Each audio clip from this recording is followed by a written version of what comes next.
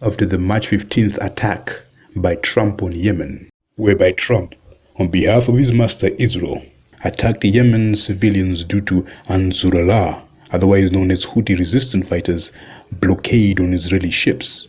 The Houthis have since then responded. The USS Harry Truman aircraft carrier was attacked following retaliatory missile strikes whose damage was so significant the US Navy refused to comment on the state of the damage due to embarrassment.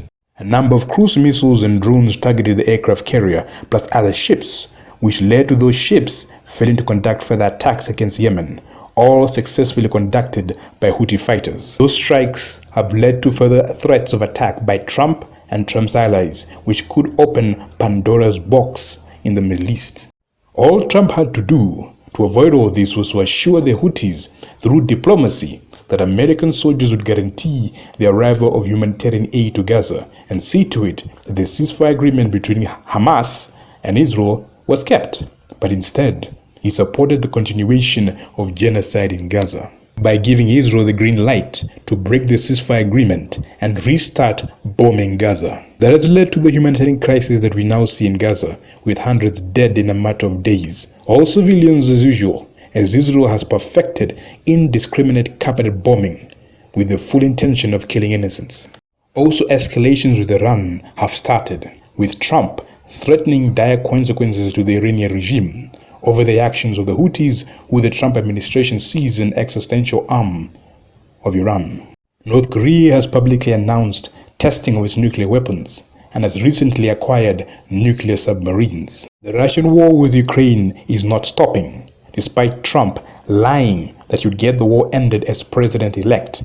Trump actually said that you'd get the war with Ukraine against Russia ended and solved before he was inaugurated.